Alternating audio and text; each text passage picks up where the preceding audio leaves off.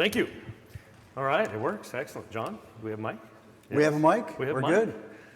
Well, welcome everyone. Everybody excited to be here? Woo! Come on. All right. Yeah, we're excited.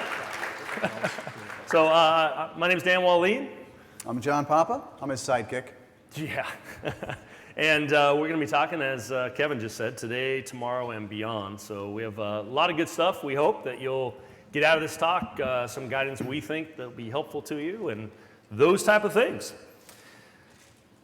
So the content, you can actually get to these slides. I have no idea how it'll hold up, so we actually have a local copy just in case. But you can actually get to these right now if you want to go to that link, and you can kind of follow along. We have a lot of links in the slides to the demos that John and I are going to do. So feel free to grab that stuff, and we'll kind of go from there. So we've talked about what do we want to bring up today at the conference, and we said, you know, there's a lot of fun things happening right now in this world. I mean, Angular is one piece of that, but there's so much more, right? There's ES6, there's TypeScript, there's module loading, there's just tooling. So many different things we have to know about. So what are you doing today? We want to focus there first on what are you supposed to code today, what kind of languages, what kind of tools, and then we're going to talk about what are we doing tomorrow? What's the next thing you should be looking at? And then finally, where are we heading towards? Kind of what's that vision? And what things should we put off in the future? And hopefully we can help answer you today the main question of, hey guys, what should I actually be learning today and so I can start coding this? Exactly. That's probably the number one question I know I get, and I think John does as well, is, you know, what do we do? So we'll be talking about that as we move through here. So let's first focus on just a little bit of, you know, today and what we can do here. So today, as you know, we have different versions of Angular. We have the 1X, of course. I think most of you here, if you're doing any Angular development, that's probably what you're doing. And it's being actively developed. In fact, I had the good pleasure this morning to meet Peter Bacon-Darwin, who is one of the leads driving the 1.4 that came out and the 1.5 that'll be coming out. So a lot of work still going into that, being actively developed. Now, of course, you just saw the keynote, and you saw that we now will have the, you know, it's basically an alpha but dev preview type of level. We're going to be showing alpha 27, actually, if you're keeping track of numbers. And we're also going to be talking about TypeScript, ES5, ES6, kind of how that works. Exactly. I thought, Dan, we were going to skip right to Angular 3, though. Are we doing Angular 2 instead? We'll do 3 last 10 minutes, yeah. That'll work. We got a new announcement to make. We're moving fast here, right? Yeah, the Google keynote, they let us make the announcement. Yeah, right. All right, so I think the big question is, you know, which direction do we go? That is a good question, Dan. Where do we go from here? I don't know, because sometimes I think people feel like this maze, right?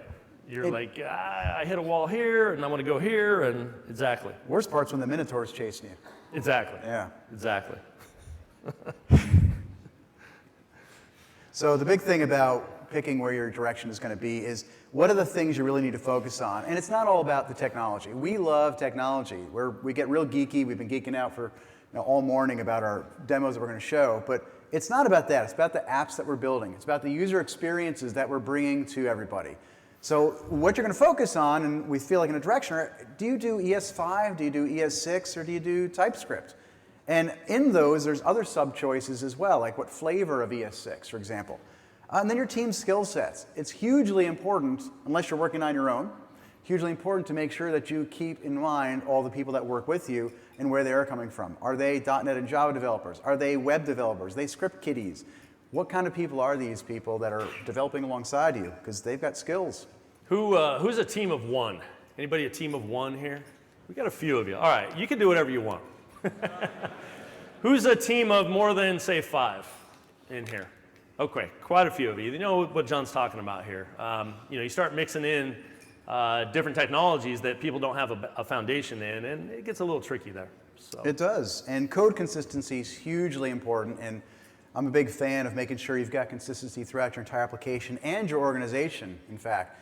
So that's the thing you got to keep in mind as you're developing these, because especially as you're playing with fire, with new code that comes out, you want to make sure you're not coding it 7 different ways, because maybe the way you did it will work in this one and not versus that one. Which brings us to coding guidelines. So how many actually have official guidelines at work that you follow? And how many are following this guy's direction? Me. Yeah, so tell real quick, for everybody that doesn't know, tell them real quick about your style guide. So there's a link up here for the style guide up on GitHub that the Angular team's been helping me put together. Igor especially has been very good at providing feedback. But the whole focus of that was, again, to focus on how can you keep consistent styles to help you also write good Angular 1 and get ready for Angular 2. And it's evolving a little bit as we go. Certain things are changing as we see the future of Angular unfolding to make sure we can lead us in that direction.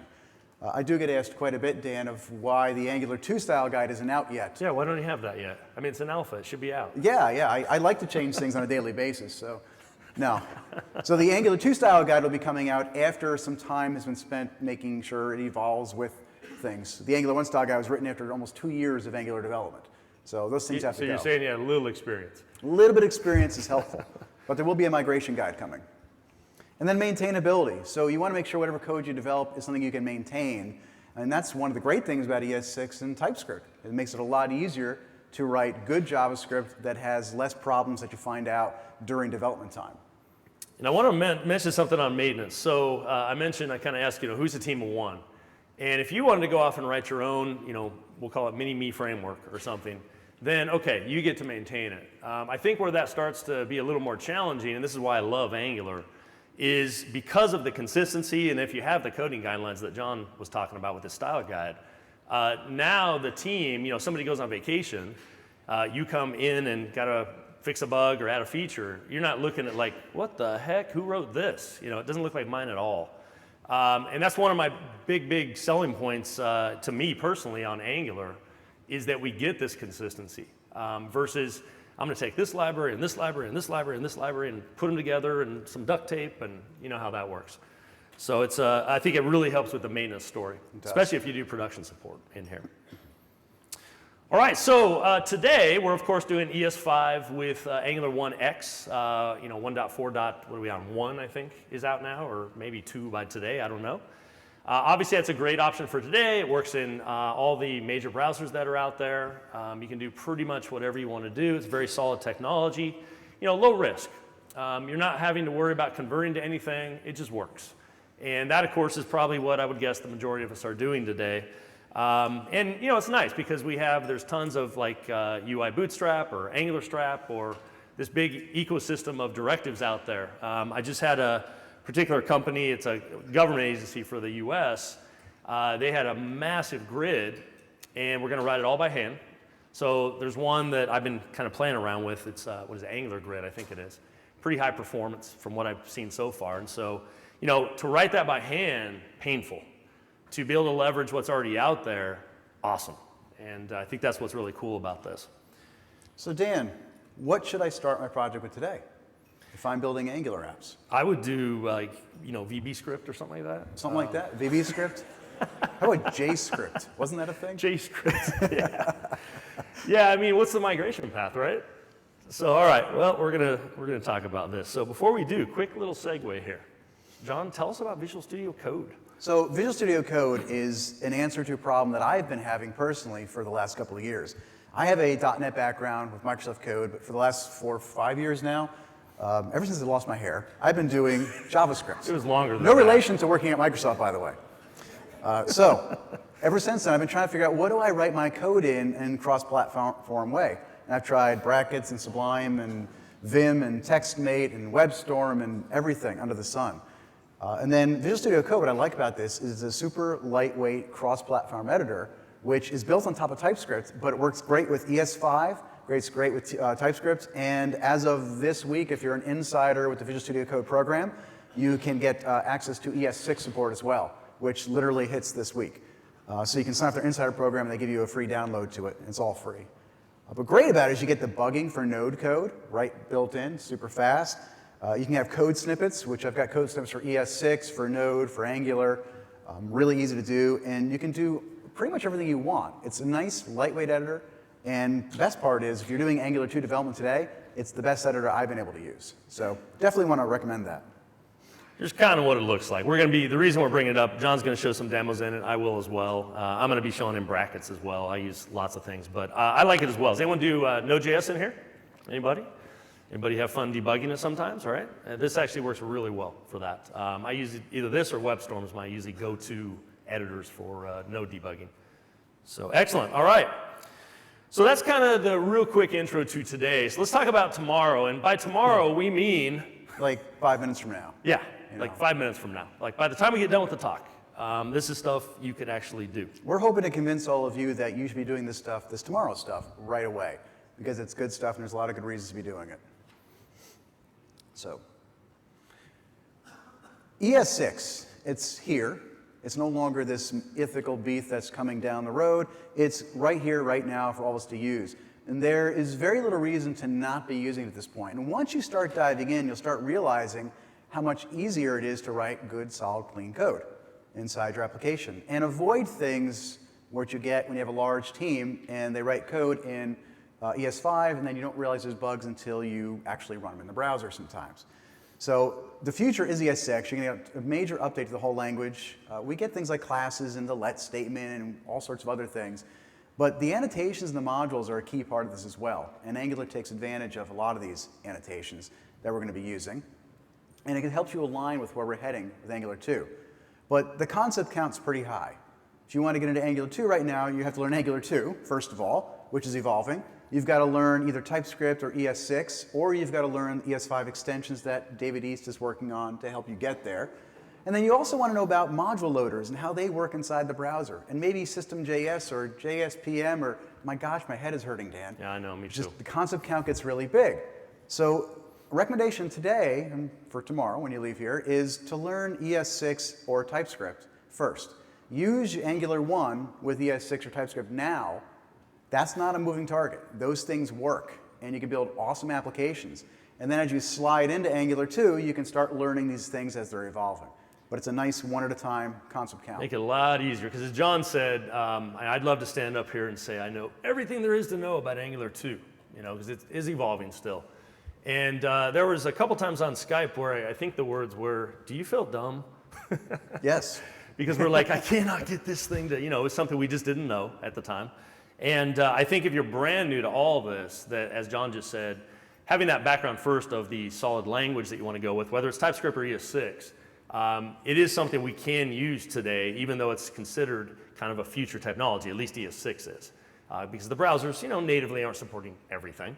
It's getting better, though. Yeah, you can't fight a battle on many fronts. It's kind of like the Hobbit, the Battle of the Five Armies at the end. You can't fight the orcs and the wargs and the elves all at the same time.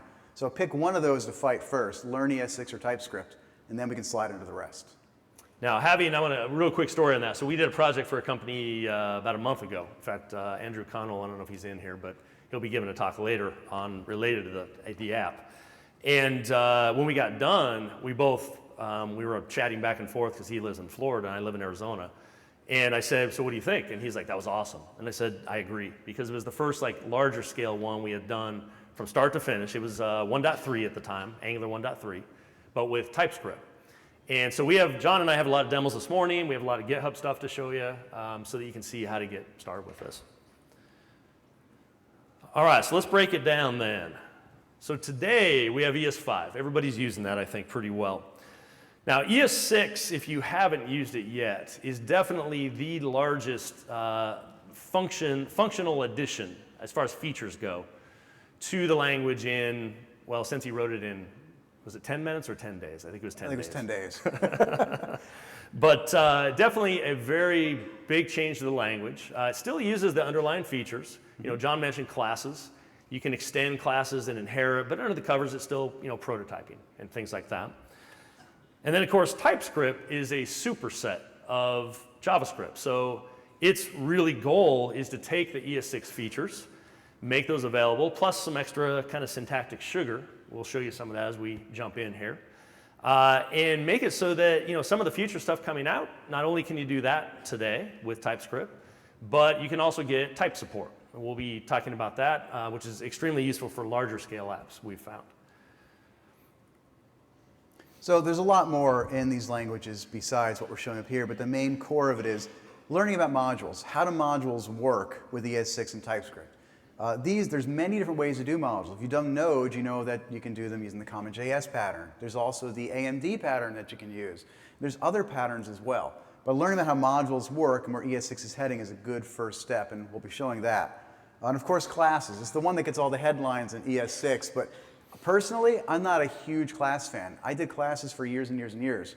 And then moving over to JavaScript, I actually don't miss it all that much in functional programming, which brings me to functions. They're still there. It is perfectly okay. I'm giving you carte blanche here. Perfectly okay to use functions in ES6. Nothing wrong with it. So you can still use functions, you can still use classes, and combine the two with ES6. ES5 code will just work. That's right. And then, Which of makes course, it very unintimidating. it does, doesn't it? To get started. So you can just take your code and move it over, and it just happens to work. And then, of course, you're going to need a transpiler for now for most of the modern browsers, either something like Babel, or you're going to have to use the TypeScript compiler to get your code over there, or Tracer. Or Tracer, yep. Those are the biggies. So we'll be going through some of these features here. In fact, we're going to break into a demo. So we're going to break down. break down. We'll switch over. So John, while he's getting up to his browser here, he is going to go through and actually build out a really simple kind of ES6 example. We are going to use classes. We're going to show some of the new features here because the apps will show they use those features. But let's build a class, John. Take it away. All right, let's build a class. Want to call it a person? Let's call it a person. All right. So that was super exciting. And look, if you look on the right-hand side of this in the Babel website, you can just go up into the try me, and it brings you into a nice little REPL where we can type in the class on the left, and we see the code that it's generating over on the right-hand side. Just to show you as well, if you do a console log down here, we can say, hello, Dan. See if you can zoom that a little for the back row. There we go. There we go. Better. So now we can see that we're actually getting a little evaluation down at the bottom. So we can kind of see how things are going to work. All right, so what do you want to put in this class, Dan? Let's see, what's a person have? First name, last name, age? All right, I so don't know, something like that. we'll create a constructor, Okay. and we'll pass in a first name and a last name. So what's up with the constructor, though? Like, I've never seen that keyword. So the constructor is a way for you to basically, when you create the person, this is the function that's going to run out of the box. When you say new person, it's going to run this constructor function to help build or construct it. So if I do what? Var p equals a new person. It's not going to be happy unless I pass something in here, so I'll pass in Dan, and we'll type his last name is cool. So we can see I down like you, here. John. So All right.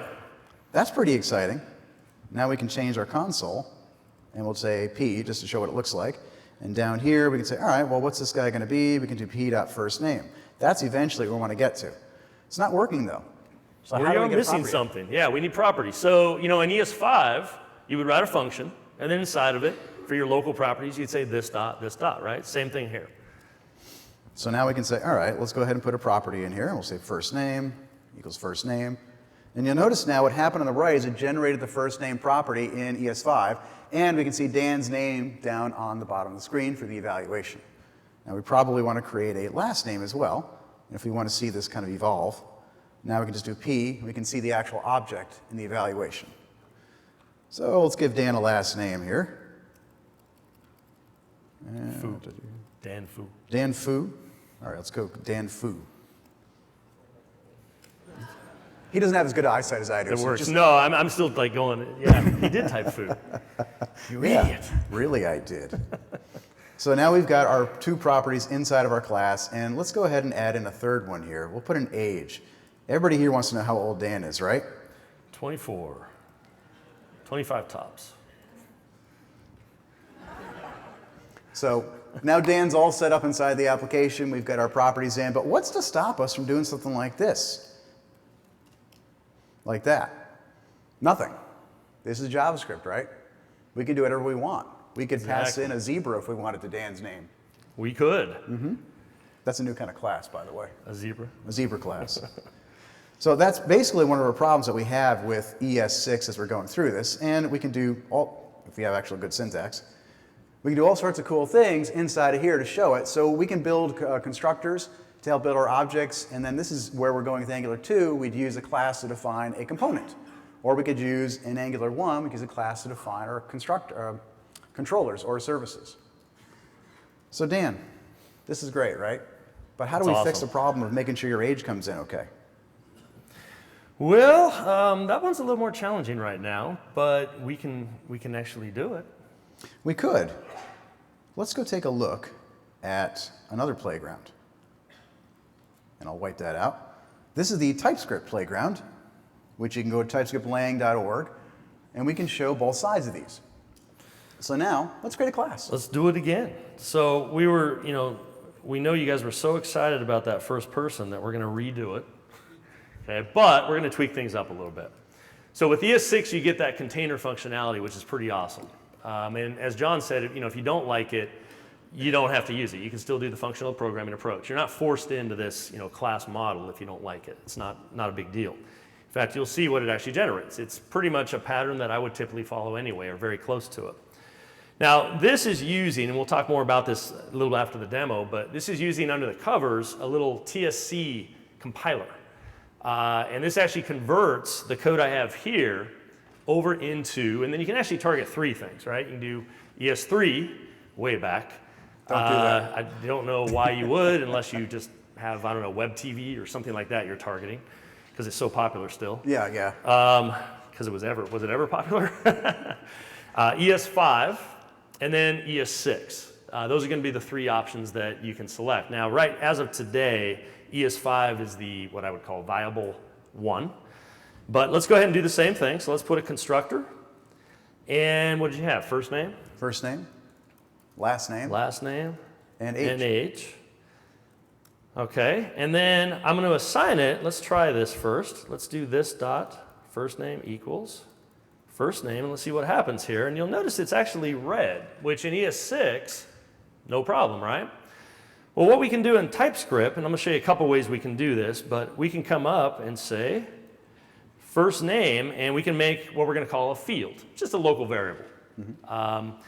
That is kind of our data that we want to expose through this object. So we're going to say this dot, first name equals, and so now it's pretty much the same thing. Okay, but I'd have to type that for all 3 of these, which actually I don't mind. Because I'm going to do this for now. We're going to show. This gets fun when you've got like 40 properties on the class. It does, if that's your definition of fun on the weekend. So let me go ahead and put these in real quick, and then I'm going to show you some things we can do here. Let me fix that typo too. And could you put a console at the bottom too, so we can kind of show them what's actually come out on that object? We can do that. Create a new P. Yeah, new person. Oops, if I can spell it right. John. What's your Papa? Yeah, Papa Foo. That's what I should have done. Dang, I screwed it up. That's what we practiced, Kevin. And I don't know. He's probably about somewhere in that range. And then we can console.log the P object or whatever we want. Now, this one I'd have to actually go to the console to show it. And what you can do, I won't run it because I think everybody gets it, but you can hit the run button here. Then I can hit, Control-Shift-I or right-click, inspect element, dive in. Now, at this point, you're going, well, that's pretty much what we just did, except for you just added more kind of mumbo-jumbo up at the top, right? But we got to repeat first name 4 times. That was awesome. That's awesome, yeah. So first, let me show you one of the cool things. John mentioned what happens if you come into here and you did 80, like he said. Well, right now, you'll notice TypeScript even thinks that's cool because these types, first name, last name, and age, they're all defaulting to something called any. But we can do some magic. We can. So let's come on in here, and we're going to now, I guess you could say, decorate or type these with the actual types you want to use. So we're going to say age, and let's now make that a number. And this guy here, okay, right now it's thinking it's okay. Why? Well, because what are these guys right now? They're any's. And if we hover over those in this editor, it'll show you the type that it thinks it is inside of these too. You can see any right there. If we do a little hover action, I'll hover it again. There we go. So we can come in and say, hey, the parameters passed in are also strings and a number. And now let's see what happens. Let me wrap age, I guess. So one thing you'll learn about Dan and I when we present is we don't like to just show the end result of everything. We like to enjoy the journey because we feel like if you understand how you get to this point, it actually makes it easier to understand why we got to that point at the end. So bear with us with a little bit of the pain of typing all this first. All right, check out 80 now. You'll see it caught it. Now, obviously, this is an extremely small demo, but some of you are probably building some very large enterprise type apps. And as a result of that, it's really easy to screw it up. And hopefully you have a unit test behind it. But even with that, if you don't have the proper test in place, you wouldn't catch this maybe till, who knows, maybe production. Hopefully not. How many of you here have ever called somebody else's code and passed in the wrong property or type to an API? Yeah, I mean, it happens all the time. And you don't know because you didn't write the code. So one thing that's nice about this is it gives you a way to fix that. Now, I know everybody at this point, though, is going, man, it seems like a lot of typing. And I know I was. John was too. So what can we do, John? Help me out here.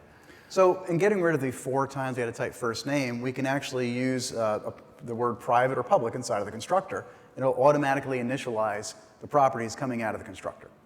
So if I, for instance, want first name to be public, which I probably would, I would assume, if you put public there, you'll notice off to the right in the ES5, we now have a property that generated. So now I don't have to do all that typing of the initialization of my properties if I don't want to. Now, if you want those, you can still do them because you may use them later in the program, not in the constructor per se. Right. But in times where you're initializing the object in the constructor, we can actually type these and put public or private. Now, if they were something I didn't want everybody to see, I didn't put that in the right spot, did I? We're running out of space here. There we go. Now you'll look at the ES5 code on the right. Good job, Dan. Yeah, well, I had to sneak some screw up in there. Nobody saw anything. Nope, it's not like it's being live streamed everywhere. No, it's not live streamed anywhere. Okay, so anyway, we have now first name, last name, age. Now you'll notice in the JavaScript world, there's no typing, of course. This is something that's for dev, we call dev time. So it lets us catch it. So Dan, do me a favor. What if outside there I wanted to see the value, I wanted to set the value of p.age to a variable called x or Okay. something. P.x you want? I'm sorry, p.age. Oh, you want to actually do age. Okay. Yeah, yeah. So set it to some value somewhere. Like You want 2. a good one or Give me a a bad good one? number. Okay. All right, awesome. That's much closer. So if we do that, it works great now, but what if we change age to private up in the constructor? Let's go do that. Now notice the JavaScript on the right did not change at all. There is no concept of private or public inside of JavaScript. But in TypeScript, it gives you the ability to say your first name and last name is public, everybody can see it. But down below on line 11 on the left, you can see that it's telling you that there's a problem here. You're trying to access a property that was intended to be private in a public way. So while it's perfectly good JavaScript, TypeScript is catching you from making a mistake that you might have normally made if you didn't have that. Exactly. So that's the first piece, is we now have the ability for type support. And, I'd argue if you're on a smaller app, right, John, maybe it's not that big of a deal. No, not But really. as you get more and more lines of code, and I'm sure some of you in here are, there's one company I worked with about a year ago. They had one particular spa app that was 100,000 lines of JavaScript. And I know of even bigger. But that's a lot. I know you guys deal with some big stuff. So, okay, now this is good. But what if I get these out of order, and what if I have like 10 parameters and, Yeah, what if person doesn't just have 3 parameters? What if it has 10 or 20? You end up with a lot of parameters being passed in here. So there's ways that we can solve that. But how do you protect yourself against that? Let's show. So we are going to add a concept that you're going to see a little bit later as John talks about one of his apps called an interface. So just so we know for at least the local folks, how many have dealt with interfaces much in here? Okay, I'd say, I don't know, half at least. At More? least. Yeah, maybe more. All right, what do you want to call the interface? Let's call it person interface. Oh, that's way too Because long. the guy I work for hates I person. No, we're doing iPerson, sorry. The guy He likes lengthy names. the guy that you work for is going to have to abbreviate. Okay, you heard that, Daniel. You got to abbreviate.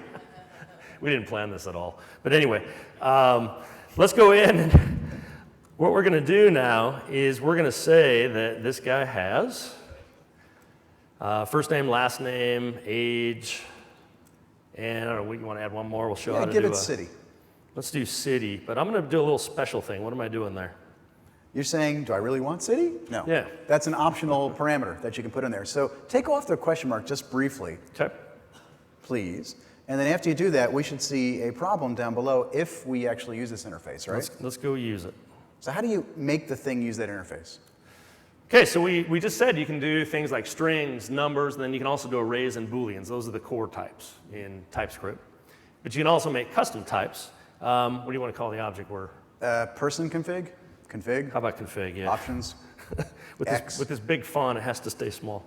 Oh, wow, that was close. Almost. Caps lock's on now. I'm just seeing how many times I can When you type get to it. Dan's advanced age, you struggle with typing sometimes. Oh, yeah. Right on stage, man. Okay, as John said, look what happened down below here. We're all kind of screwed up now. Now, this is pretty awesome, though, because you know how it is when you have like a big settings object or something you want to initialize. I'd rather have a more kind of concrete object I can pass in, and we're going to be able to do that. All right, so help me out here, John. What do we do? So we probably want to look at the interface as we do this to make sure we get the right ones, right? So we want to create an object literal. We're very limited screen real estate here. We want to create an object literal which has got a first name, last name. Maybe you should type. It's too low. That's why mine's raised. Okay, I'm blaming it on that, and I'm sticking to it. So, all right, we'll put you back in, John. Sure. And? You want to Control Z there. It what did was I do? trying to be smarter than you. There you go. Oh, yeah. Do it again? It did it again. There you go. No, we're okay. Use your mouse. Yeah, there you go. Okay, last name. Age. It did you again. What's it doing? No, it's still there. It's still there. We'll do 8, maturity level. That's about right. All right, let's leave that type And we'll of leave thing that in. there. Cool. Okay. And now it's whining at us, right? Argument of type blah, blah, blah, blah is not assignable to type blah, blah, blah, blah. It's because what? We forgot something. So let's put in. Oh, is there a semicolon in there? Go to line 3. Up the top. Oh, these guys are paying attention. See, that was just to see if you guys are paying attention. Oh, yeah. Oh, good Get semicolons catch. in there. Look at that. Okay, well, that'll help some, but we're still screwed up. Line 17. Oh, yeah, we're not done with that yet. So we'll come back to that. I'm not done. Just give me a break. You know, These this is guys are like tough. I know. This is like coding with 400 or 500 of your closest friends, plus the live stream people are now they're gonna start screaming. I know, Line man. 17. Okay, we'll get there. All right. Anyway, we'll put in something like that. All right. So check that out. Now I'm Yep, gonna pull that out for now, but.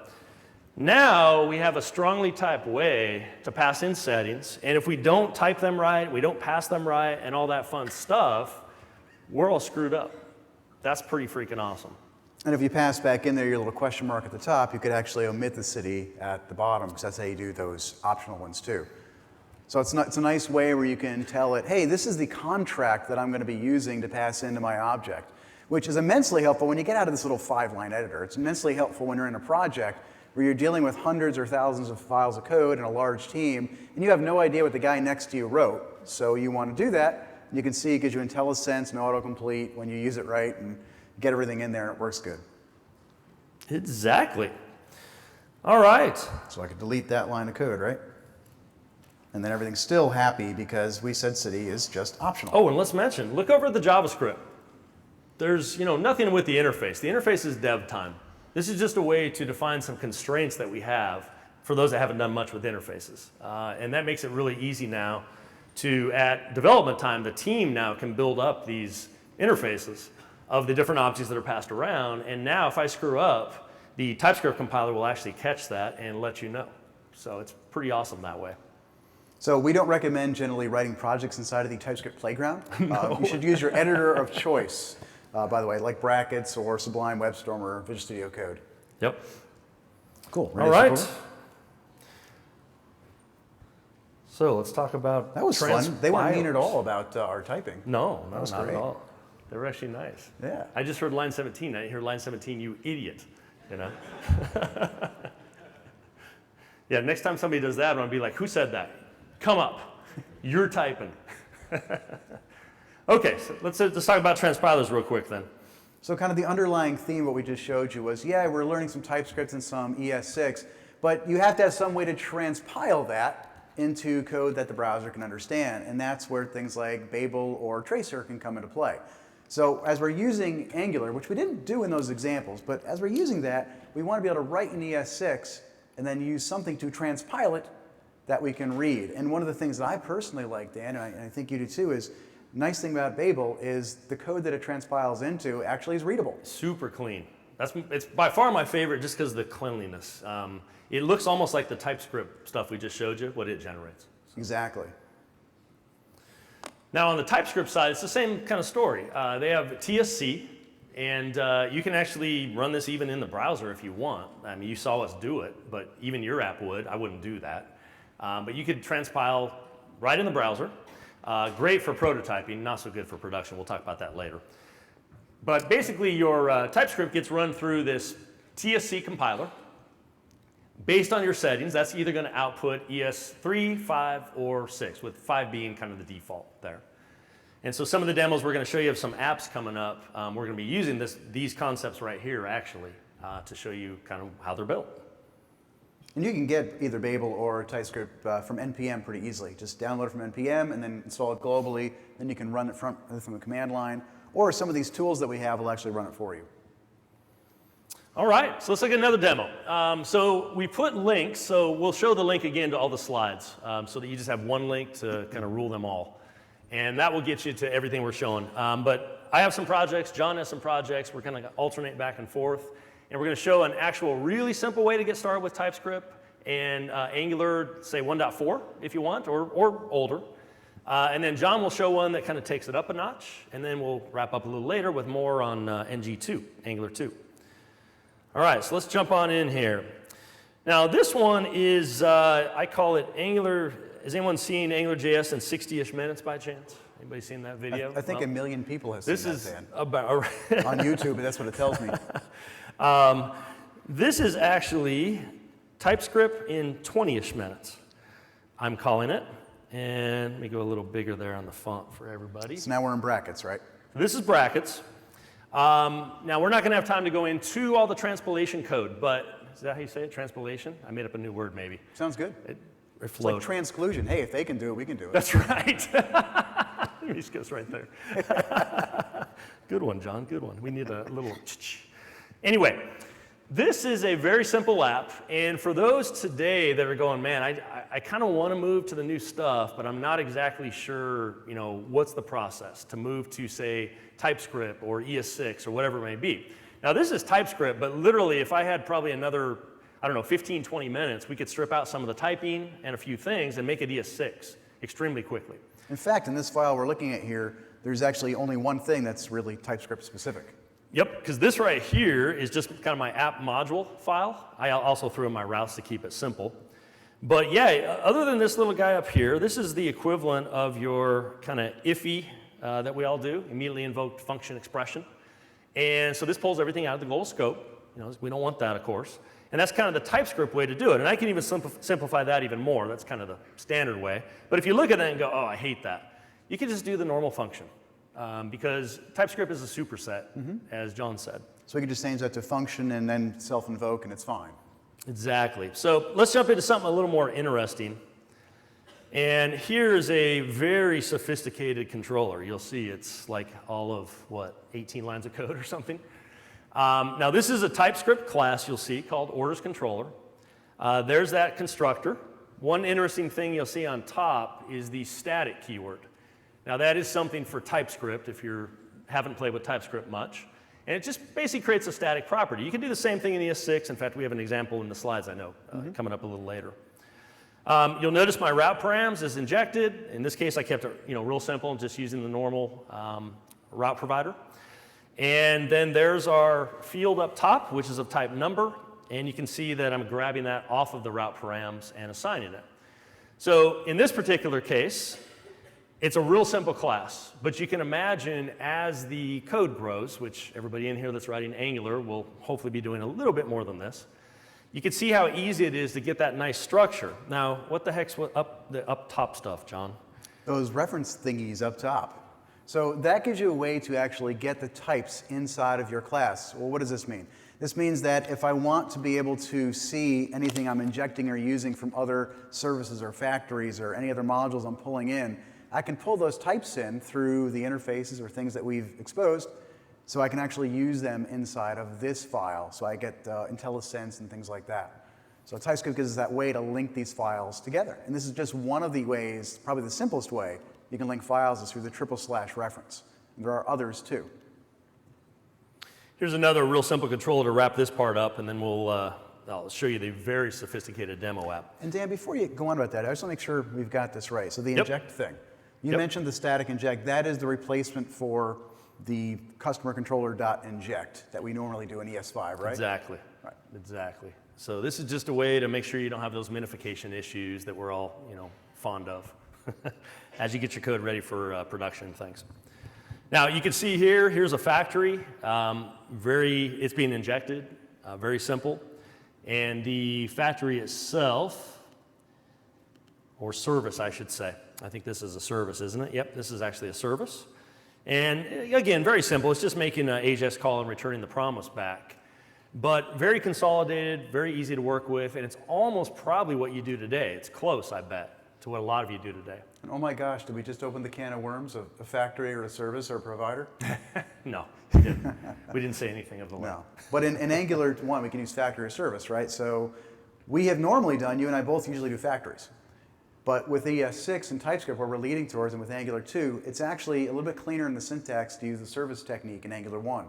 So all the code that I've been writing these days is all starting out using services instead of factories because it actually makes it easier to create.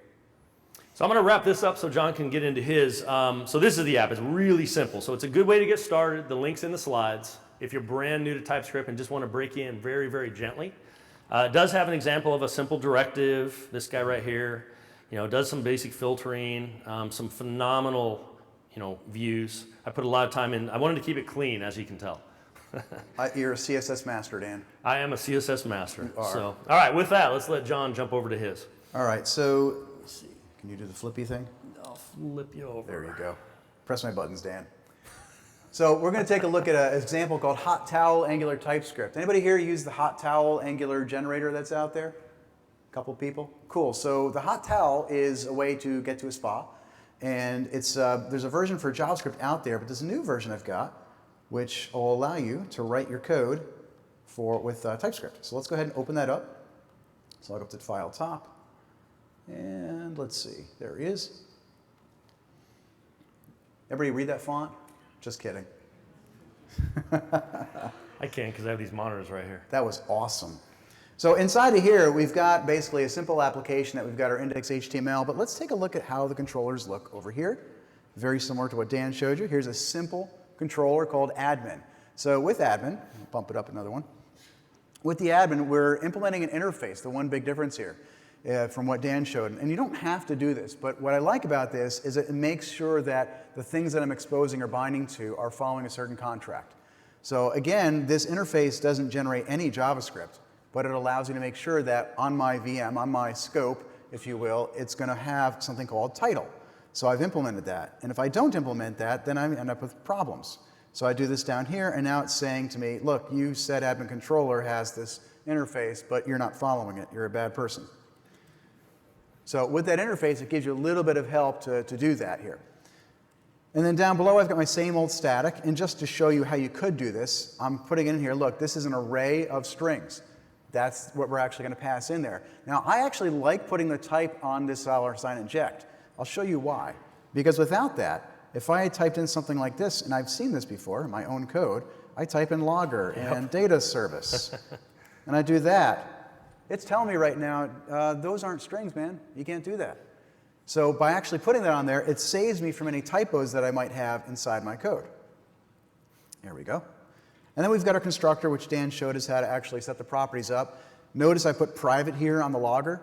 It's something I want to inject, and Angular is going to help me inject that, but I don't want to expose it on this guy. I don't want to put it onto my, my scope. So instead, I'm going to keep that guy private. So if we take a look at something a little more complicated, we can go look at a data service. Let's jump over here. So now we've got an interface in this one where I want to tell it, look, this data service has got two functions. Get message count, which is going to return a promise. That's going to have a number value. And get people, which is going to have a promise of type any. Because maybe I want to define those people in a certain structure. Maybe I just don't care how the data comes back. So I can actually tell it, look, it's going to be a promise. That's all I really cared about. And it's going to have a value in it. Now, where the heck did that NGI promise come from, though? So the NGI promise comes from one of those triple slash references that we talked about earlier. But notice it's not in the file. It's not actually here. That's because inside Visual Studio Code, one of the nice things about it is as long as you have a file in your project that's got, let me get rid of that, that's got those triple slash references in there, it'll actually pull in all the typings files, and the entire editor just knows about them, lets all the files know about it. So I got to write nice. those by hand, right? Oh, you do not have to write them by hand, which is awesome. Yes. Dan knows this. We have fun. So we come into here, and if let's say we're using Angular in this file, which we are down at the bottom, if I didn't have that type reference, I could actually get a little light bulb next to it Angular. I could click it or use a keyboard command, and it'll actually go out to the definitely typed website, which is where all the typing files for Angular are kept, in a big GitHub repo. It'll pull down the one for Angular, put it into a folder in my source code called a typings folder, which is right at your root. And then you'll see inside of there, I've got typings files for Angular, for Bootstrap, for Express, Mocha, Node, all sorts of things. So now, that code is not code that gets compiled. It's just for the development time experience, which allows me to get perfect and awesome autocomplete and IntelliSense inside of my application. It's basically, somebody had way too much time on the weekend, so they have taken the time to write these interface files. And as John mentioned, you go to definitelytyped.org, and you can get these interface files. They even have a tool, TSD, you can run, and you can get these into your project. And even in Visual Studio Code, though, you can get them just directly. It's kind of a native feature of it. Yeah, and if I change this code here for get people, like if I just said, all right, let me stick on a function, we'll do get message. That's a shorter one. If I said get message count, and in here, we can line say 18. Return line 18. Listen to you. You fixed it. So now we can do that, but notice when I change that type, it's now returning a string. And up here, it's telling me you're not following that interface, and it even tells you what you're not doing. So it says, look, it's not assignable to type of iPromise number. And even worse, let's say we wanted to use a promise in here. Let's say I did a $, where is it? Did I put one in there of Q? Yes, I did, good. So I can do this, $Q, .when, and I've got an extra $, because they're always good to have more than one. You're richer. Now when I did that, it's still a promise, but that promise is not of type numbers, so it's still going to give me an issue. This is pure awesomeness. Why? Because I screw this up all the time. I know I've got a promise, sometimes I don't have a promise, and somebody always on my team tells me, hey John, my code isn't working. Did you return the promise? Yeah, I did. Go look at the code, first thing, no promise in there. So this kind of thing will protect you from basically running around with sharp scissors. So, broken promises. Broken promises. How long There were you go. thinking that one up? He's been waiting to say that all morning. So when you run your application, what's nice is this is the app running over in the browser. I've got Gulp running this, which is cool. But one thing I want to show is over here, when you've got TypeScript, we'll make it super big, and look over at your elements, your network. We'll refresh. If we look down here, you can see the files that are coming across. And notice the JavaScript is actually what's coming. So I'm getting my JavaScript files back, not the TypeScript. But I can debug the TypeScript if I want if I include source maps, which is super awesome. So going into the sources over here, I can set breakpoints and do everything I want to do. That's a killer feature. That's probably the second question I get after somebody commits to this, either ES6 or TypeScript, is, well, how do I debug it? And the answer is like normal. You're going to have maps that can be generated. Those get linked in automatically. You set your breakpoints just like you would normally. It's pretty awesome. So it's nice because you can actually show these side by side. Usually when I code, my particular workflow is I'll run a terminal window and I'll run the TypeScript compiler, TSC, with a -W flag for watching my code. So it'll watch my files, and as I'm typing in one side, it'll actually update the right-hand side for me, because I can open up both these panes at the same time and then make one of them go away when I want to, just look at the other one. Pretty awesome. It's pretty cool Excellent. stuff. So on that topic, we're going to move on here to the beyond stuff in just a second. But so John has this up as a link, so you can grab this project. I have the simple one, and then there's also another one. In fact, Andrew Connell's going to be talking, at least I think he's going to cover some of it tomorrow in a talk. And it's also a larger scale TypeScript app that is still reasonable, though, to digest. So you'll have plenty of resources if you want to get started with it. So, all right, well, let's jump into beyond here. So we've talked about, today, we can use ES5, we can just use normal Angular like we're doing, it works great. If you want to do tomorrow, as in once we get done talking here, you could do TypeScript or ES6. So what's beyond that look like, and how are things going to work? So this one here, we'll flip back to the demo real quick to show you the code. The idea is we want to take what we just did, but we want to make sure that the TypeScript and ES6 we're writing today works when we start working with Angular tomorrow, and something called module loaders.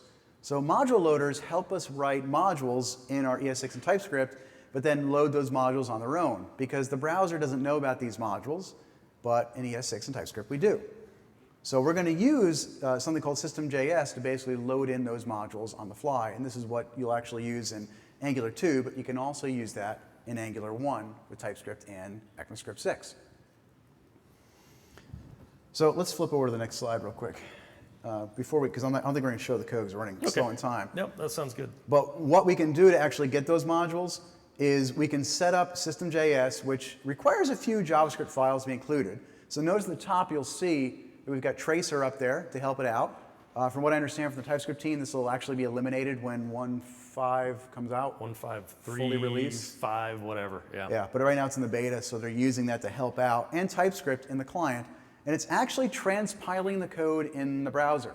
This is wonderful for demos, and pretty much every demo Dan and I have found on the web that uses System.js actually uses this in the browser. So what is this doing? It's grabbing all of your ECMAScript code, all of your JavaScript code that's using modules, and it's taking those modules because the browser doesn't understand them, and it's reading those into its module system so the browser can understand them, kind of like Browserify does for you. So it's doing that inside the browser. What's wrong with doing it inside the browser, Dan? It's pretty fast, I think. Oh my gosh. Oh, wait, we said it's slow. Oh, crap. Your Hello World example, I think it took like 8 seconds for me to load. Yeah, pretty much. And it's like 100 lines of JavaScript. Yeah. Yeah, it can be very slow. You can absolutely use Tracer and some of these other transpilers directly in the browser. But we're going to want to be, in fact, let's just flip forward here. We're going to want to be transpiling at dev time. Yes. So whether it's Gulp or Grunt or whatever your flavor of the day is of tool, then you can use that to, at dev time, generate, just like you would minify scripts at dev time, you can generate your ES5 code. Then you have, John and I both tend to like a dist folder. You put it in the dist folder, and now that's what's going to go to production, of course. So production never sees the ES6, the TypeScript. That's going to be automated during part of your build process, which would be nice to work with. So let's just show one quick example of this to make sure people understand how to get there. Inside the same app we looked at, you'll notice here we've got a dashboard controller. In the dashboard controller, notice that I'm exporting my class down here, but it's importing into it this data service. So we'll see down here on line 16, the highlighted line, it's importing in a data service from another module. Well, these things come from another place in the application. If I open up my data service, we can see that I'm actually exporting my interface and my class over here. So what I'm doing is I'm saying export this interface from this module so another module can read it. In reality, we don't need to do the exports to actually read the files. We're doing this so actually we can get the tooling experience inside our application so we can read all the files that we need to do, which really lights up making sure that the injections are working the right way. So this is a great way to get our DI working in the tooling with Angular 1 and TypeScript today. Exactly. And if you look at the full source code up there on the website, you can take a look at all that. Well, let's wrap up then. So that's cool. We can today and tomorrow-ish, we can start using TypeScript and ES6 and all this fun stuff. And I think, and I know John agrees, do all those things we talked about earlier, the consistency, the maintenance, the team has consistency and all this good stuff. But let's talk about, beyond that, what can we do? So let's jump into a little bit on how these different technologies can be used with Angular 2. So the first one here, John just talked about modules. And modules are a really key part of Angular 2. In fact, if we have time, if not, there's some links that we put in the slides. And one of the challenges I've had as I've jumped into Angular 2, and I think John's done the same, is just, it's new to everybody. And you now have these certain named modules. Like there's a brand new one called HTTP. Angular, you can get to the Angular 2 module, and you get to this HTTP object. How do you know how to do that? What do you import? Well, that's going to take some practice, I think. And I won't say that we're really experts at that, but we know where to look. You also have dependency injection. So a little bit different than it was before, a little more flexible, actually a lot more flexible than it was before, but we still have that. I mean, everything before was modules and dependencies were string-based, right? Yep. Now we're just using regular imports or requires like we do with ES6. ES6 techniques, And they're which typed. TypeScript can do as well. A lot more consistency. One of my favorite features of Angular 2, which I'll have to admit initially was a little shocking, was some of the binding syntax they do. Now, it was one of those moments where I just didn't know what I didn't know, though, because my first response was, what the, you know. And now that I understand what it's doing under the covers, which we're going to get to in just a sec here, it actually is pretty awesome, I think. It's going to eliminate a ton of directives that we had before. The other big thing with those bindings is the speed. And I know they've already addressed this in various keynotes, actually. But you know, speed goes up as well as a result of how they're doing the kind of component tree down the road here. All right, so let's talk about data binding. So we get back to our basics now with Angular. We still have our one-way and our two-way and our multiple-way bindings that we want to use in our application. Bottom line is we want to do one-way binding. Very simple to do. We can bind to a DOM property by putting the square brackets around that. That defines this as the property, and then I can bind that value. So I no longer have the interpolation stuff that I have to do inside of my binding. This replaces what we used to do with the ng bind or the squigglies. Yep. That's squigglies, by the way. So this well, makes we're it really also easy. replacing, I mentioned earlier that by using these bindings, we're binding directly to the DOM property, which means web components and all that upcoming stuff is now going to work here. Whereas if you've tried this, which I have in Angular 1, and it was, I'll just say it was kind of wrapper land. I had to do all these wrappers and do all this not so fun stuff. The other big thing, we're also eliminating, we don't need ng show and hide anymore. I can just bind directly to the hidden, drive it through the property, kind of a data-driven approach, and we're good to go. This particular one actually eliminates something like a dozen different directives that came out of the box with Angular. Now, I know some of you, if you haven't seen it, might go, oh my gosh, there's no way I'm putting square brackets in my code. You know, you kind of hit this mode, say, what? The good news is, let me go back actually. Is that a family picture? That's my, no, I'm not even going to answer that. I had something, and who knows, she could be watching live, but. Look up top there, I'll kind of highlight it up here. If you don't like the square brackets, you can do bind dash hidden, for instance. And so if you want to do the more traditional, I guess you could say, attribute approach, you can do it, but this is all valid HTML either way, it turns out. Yes. I didn't think it was initially, but it is.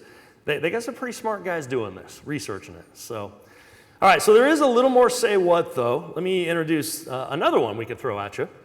Now, just to kind of ease everybody's tension here, I know you saw some of this already, but you can also put for events the parentheses.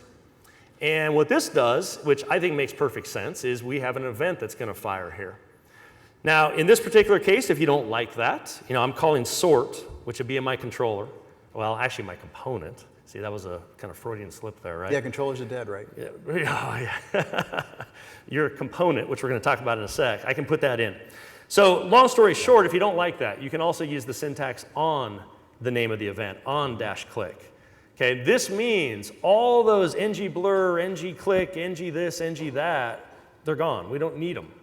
Because with one little syntax, we can bind directly to that DOM event, and we're off and running. And this is one of those things, again, I was like, what the, you know, but now I'm like, okay, that makes total sense. I can get rid of a lot of things that we used to have. And think about what this can do for tooling experiences. Now there's a consistent way to write your code. All those tool makers out there can actually make it easier for us to find our events and get IntelliSense inside of the HTML for everything.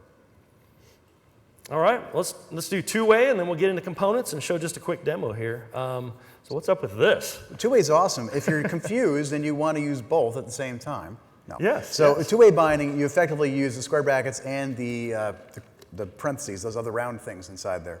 So you put both of those on there, and it allows you to say, all right, I'm going to bind to this property here for my model filter, but I also want it to detect a change and set that value back inside the code, or inside my components, if you will, or the old things we used to use as controllers.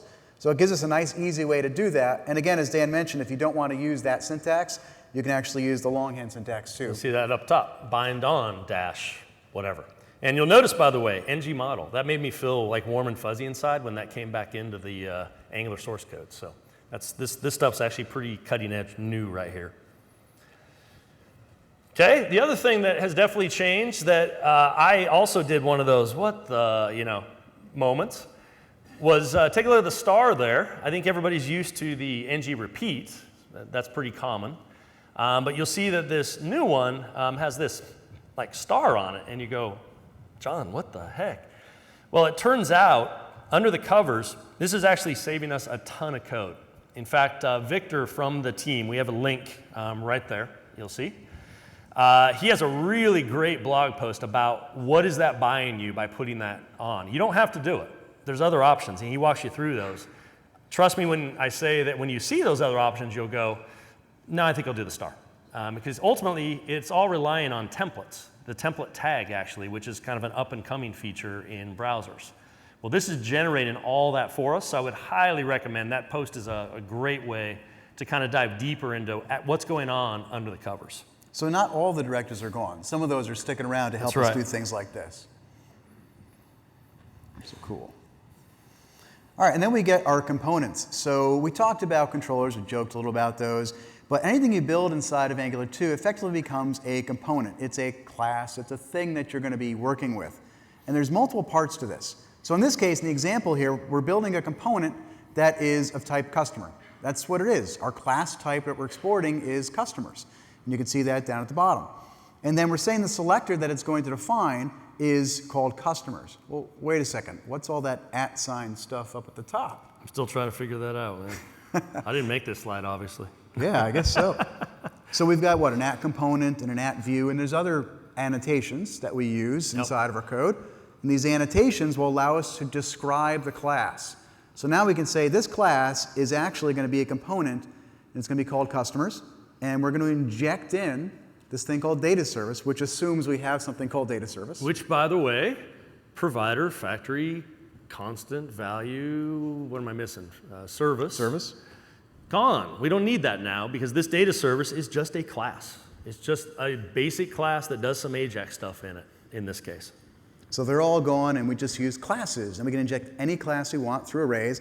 And notice that that array is the actual type. It's not a string. So there's no interpreting of that as well. So we say we're going to inject in data service, which means the customer's constructor will just get that guy. And then we tell it the view, where do you want to go with this thing? The view for this is located at this particular HTML, or you can embed the HTML if you want. And then you can tell it the directives that you want to use in this particular component. So when you hook all this together, it gives you what we're going to show you in the demo. Now, we're hearing that whole directives thing may change up possibly, but at this point, as of today, with this is Alpha 27, you do have to do this type of thing. So all right, let's jump over to the little app. So a long time ago for Angular 1, I built a little customer manager app. And what I'm now doing is basically converting that. It's up on GitHub, actually, but it's for Angular 1.4 and ES5. So the goal with this app was how many features can we show off in basically one screen? So we got custom pipes, we got, what do we got? Custom pipes, we got service, well, classes. Various components. The new HTTP functionality dropped in Alpha 27. So the router? We have the router, a little bit. There's still some work being done there, so it doesn't actually route too much, but it is using the router right here. The app is very simple. You can see I can get kind of a list view, grid view, can switch back and forth. That's that hidden, by the way. All I'm doing is flipping a property, and that automatically changes it. And then over on the filter here, we can go down and find Misko right there, and Igor and Brad, and you can see it's pretty performant. That's actually another component, that little box over there up to the right. So the difference in thinking you're going to find as you jump into this is instead of thinking of things in big old chunks of views, which is kind of how I would think about it, is now we can think in terms of components. Mm-hmm. And so now you can build little Lego blocks, hopefully reusable ones. I don't think it's a call for, hey, John, let's convert everything to a component. No. Because I think it's going to be a mess. But that is the app itself, and that is back up on the site. We have a link for you. We'll go ahead, and I think we're good on time here. We got about 20 seconds left. Let's show them You want to run the code Show them real the quick? code real quick, yeah. Okay, we can do that real quick. There's some pretty cool stuff in there. You guys okay if we go like, I don't know if they're okay, but. We'll tell people to eat fast. Okay, well, we won't go too long. We won't go long. All right, it's funny because as one of the organizers for this, I'm like, we got to keep all the speakers on time, and now we're at 0, so. We have 1 minute. We have 1 minute, yes. Okay, go ahead. Start us off. So we wanted to show you a couple things. So inside the index HTML, one of the key things is how do you start your application? How do you know what's going to crank it up? And there's a couple key things in this file. First, there's a distinct absence of a bunch of script tags with all your code in it. Notice we don't have a whole list of all 20 files that Dan has in this app. Instead, we have our script code after Angular is being loaded. We've got this config thing and then system import. So we're using system.js to say, load my modules, import the starting module. It's like the main application kickoff, the bootstrapping. And it's called app. So we've got a component or class called app, which kicks things off and says, inject in the router in the browser location. And then we're going to set up our router to go to a default URL that we're on. And then we bootstrap. And bootstrapping is a way to say, this is what I want you to do when you first connect to the application and run it. It's basically going to hook app into the application itself. In fact, you'll see back here, see app right there tag? That is actually bootstrapping it. So it loads that up, and now app becomes the starting point to kick it off. So now I have my first Lego block. Yep. That kind of kicks things off there. So. And we could have other components here too. And there's also a distinct lack of ng-app. So ng-app is missing from our HTML. So this replaces the module loading, the script tags, the ng-app, a whole bunch of stuff that we used to have to do to kick things off. And then we got this funky stuff up top, Dan. We got really funky stuff up there. Now this is ES6 modules being loaded. So you'll notice over here to the right, here's the new HTTP, Angular 2 HTTP, for instance. Now, keep in mind, some of these modules, I asked the question earlier during the Q&A, may change. I suspect they probably will. But for now, this is, in this version, what I have to do to get, AJAX functionality. It's alpha. Yes. But there's all kinds of cool stuff in here. There's our component John described. My view, literally, is just, this is the equivalent of ng view right here. It's called router outlet.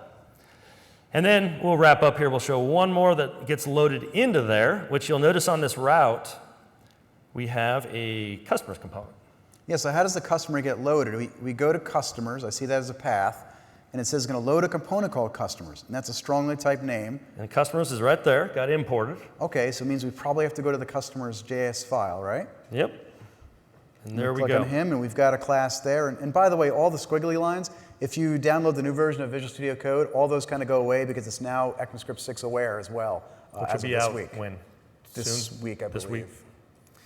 All right, so there's, as John was describing, a component. There's the view for it. In this case, I am loading from customers, and you've already seen some of this. There's the ng4. Then I have one for the cards that we put in as well, somewhere in here. Where is he? Anyway, it doesn't matter. He's up top. Yeah, right there. ng4 right there. All right, so hopefully that gives everybody a pretty good feel for what you can do today, where things are going tomorrow. We have a lot of, let me switch back. Yeah, we have a lot of good links in here if you're interested. Good bedtime reading. We kind of pride ourselves on helping you get to sleep more easily. So there's some source code links that I found useful, and John, we've kind of collaborated on these. What's sleep? Yeah, I know, not lately, we don't have sleep. One of the things Dan and I are doing is we're taking that same example that he just showed in ECMAScript 6, we're working it into TypeScript as well, and we're going to make a branch on that. Actually, we already started a branch. We already started a branch, but... So we'll have both ES6 and TypeScript for you to look at both options. So that's it. Thanks for coming. All the content, again, you can get to this link right here. That'll get you the slides, which should get you everything. So thanks a lot for listening, everyone. Have fun. Thanks a lot, Dan and John.